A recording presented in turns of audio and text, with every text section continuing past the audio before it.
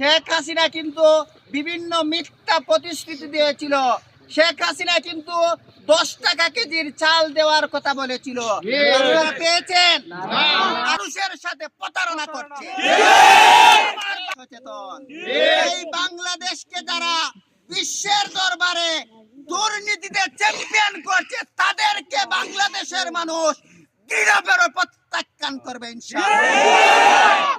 যে জমিনে শহীদ মাওলানা মতিউর রহমান নিজামীর রক্ত ঝরেছে, যে জমিনে কামরুজ্জামান আব্দুল কাদের মোল্লা, শহীদ মীর কাসেম আলী আল্লামা দেলোয়ার হোসেন সাঈদীর রক্ত ঝরেছে, যে জমিনে আব্দুল মালেকের রক্ত ঝরেছে, সে জমিন ইসলামের পক্ষে কথা বলবে ইনশাআল্লাহ।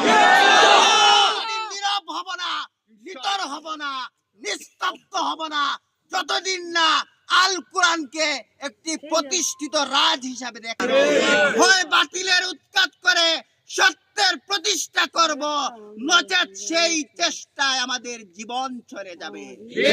আমাদেরকে হুমকি দিবেন, আমাদের দিকে চোখ রাঙ্গাবেন, আমরা সেই কাফেলার উত্তরসূরি, হানজালার উত্তরসূরি, খালিদ বিন ওয়ালিদের উত্তরসূরি, মাওলানা মতিউর রহমান নিজামীর উত্তরসূরি, আল্লামা দেলোয়ার হোসেন সাঈদীর উত্তরসূরি, আমরা শহীদ শরীফ উসমান হাদির উত্তরসূরি।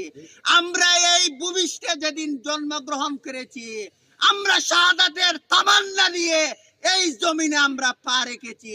আমাদেরকে গুলি করে, মিথ্যা অপপ্রচার, কুৎসারটনা করে আমাদের পা কেটে নিবেন, আমাদের চুপ উপড়ে ফেলবেন, আমাদেরকে এই হুমকি দামকি দিয়ে জামাতে ইসলামী দেখে বাংলাদেশের জনগণকে চুল পরিমাণও দমিয়ে রাখতে পারবেন না।